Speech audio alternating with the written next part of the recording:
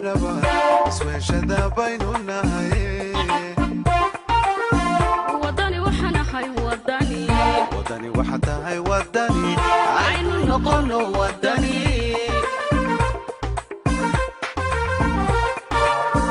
وداني وحنا هاي وداني وداني وحتى هاي وداني عين نقول وداني لما شعب غير سوماليلاند waxaan u sheegayaa in xisbigu soo bandhigayo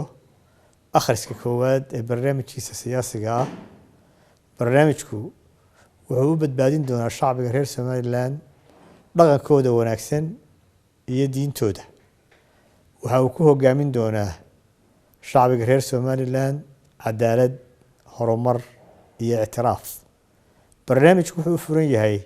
dhammaan shacbiga reer Soomaaliland inay ka qayb qaataan kuna kordhiyaan wixii afkaar ah ay u arkaan in dalka horumar gaarsiinayo cadaalad iyo sinaan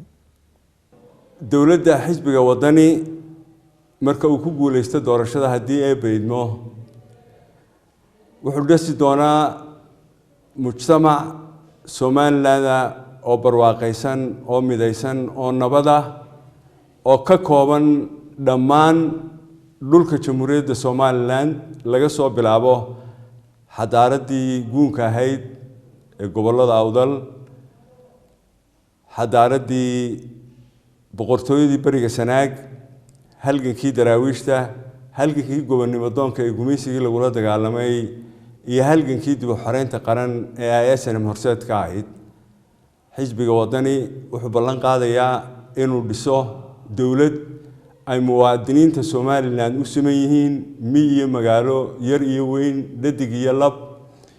iyo qaybaha kala duwan ee bulshada mujtamacaas cusub ee aanu dhisayno oo ku naalooda garsoor ijtimaaci ah oo ku dhaqma qaanuunka dastuurka iyo xeerarka kala dalka u yaala inagoo wada jirna ayuu dhaqaalahaas ku dhalanaya waxaan dhalin karnaa dhaqaale ay ku hodanto ummadda jamhuuriyadda Soomaaliland oo dhami waxa mabaadidiisa guud ay tahay suuqa xorta ah tartanka xorta ah qaybsiga cadaalad wixii la soo saaro ee dhaqaalaha dalka ka soo baxa waxay mudnaantiisu tahay in shaqo loo abuuro dadka in daayartu shaqayso in jeebka dadku uu soo kaco in boorsada qofka dumar sidataa ay korodho oo aan dhaqaale gelino ayuu ku salaysnaan doonaa wuxuuna sidiisaba qaadan doonaa kii hore aynu naqaanay awoyaashan ka dhaxalay ee xoolaha iyo kalluunka iyo wixii lamid ah wax soo saarka ah wuxuu noqon doonaa ka caloosha iyo wixii dhulkeeda ku jirta ee aynu ka qatannahay macdanta iyo shidaalka ah wuxuu noqon doonaa ka casriga ah ee ay maanta hadda isgaarsiinta iyo baanka iyo wixii la xiriira wuxuu noqon doonaa ka adeega aynu goobtaynu dunida ka naalay afaafka Afrika waxaasoo dhan waxay abuuri doonaan qofka abuuri doonaan inuu shaqeeyo oo mushahar qaato ama mirigiisa ku shaqeysto oo aan taageerno intaasay noqonaysaa waana la barwaaqoobaya haddii la yidhi irgelinta isbedel siyaasadeed oo miigan magacaabista guddiga dib u eegista dastuurka jamhuuriyadda Soomaaliland tayeenta tiirasha adeega dawladdu siisa dadka isbedel togan oo lagu sameeyo shaqaalaha dawladda hirgelinta maamul tuman oo toosan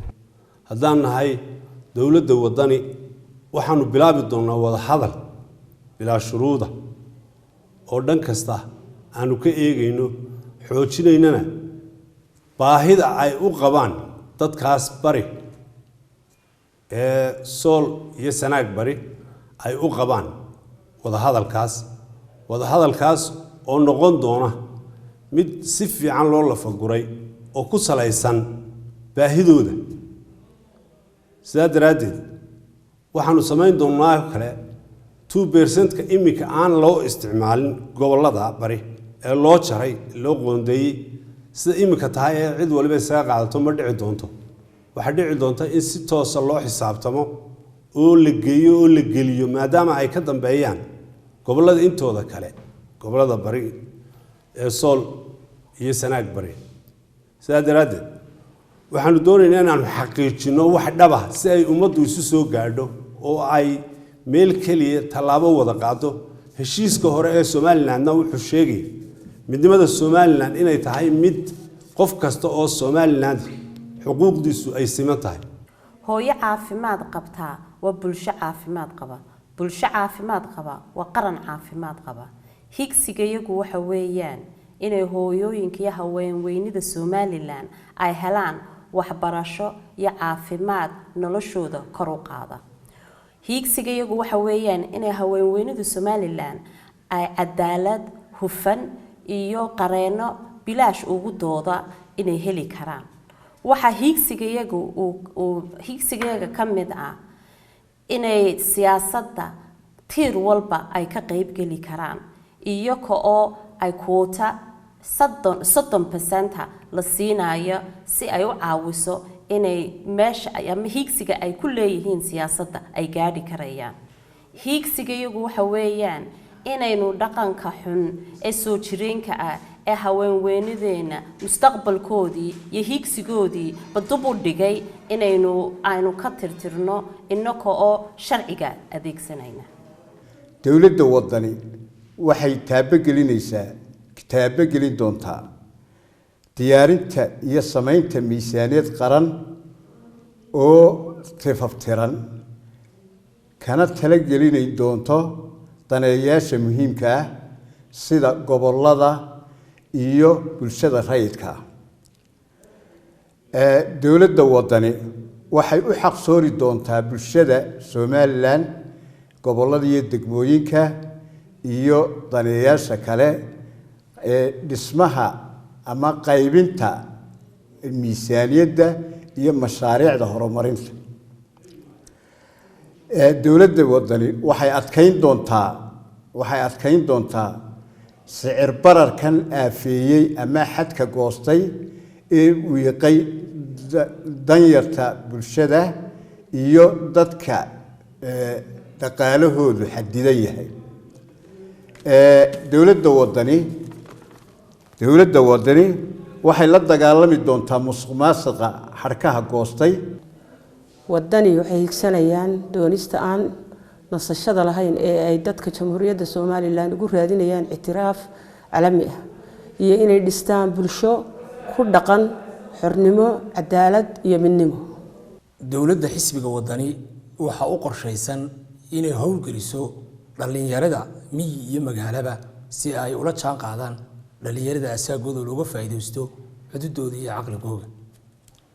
dhalinyarada iyo siyaasadda xisbiga wadani wuxuu horay hormuud uga ahaa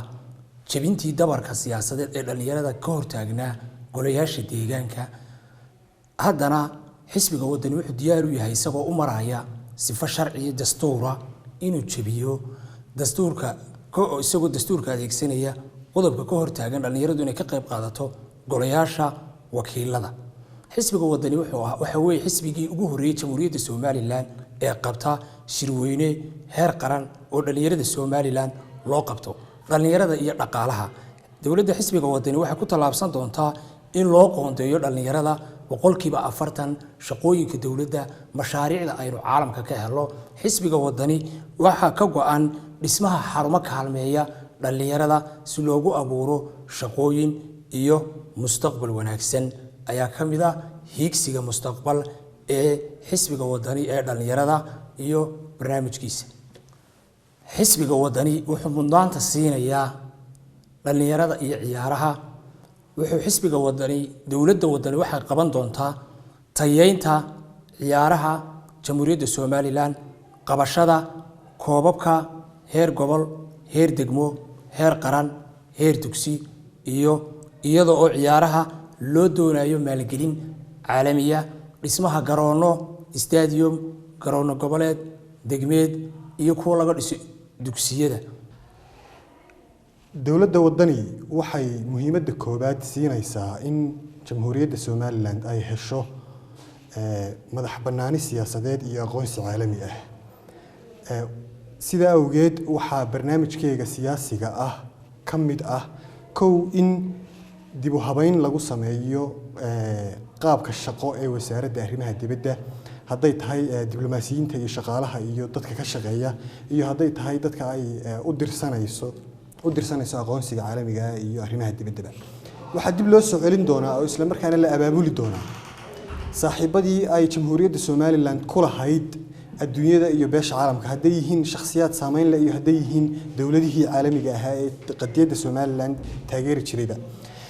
marka saddexaad waxay dardar gelin doontaa xiriirka xukuumadda wadani waxay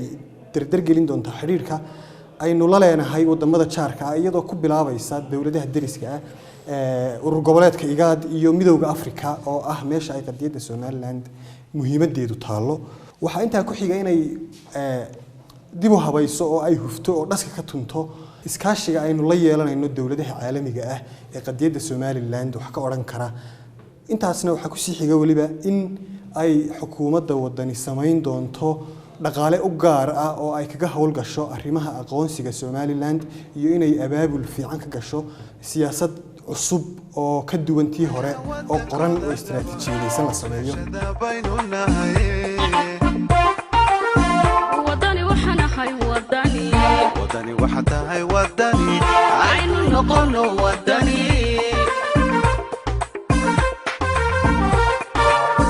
wadani waxana hay wadani wadani waxa tahay wadani aynu noqono wadani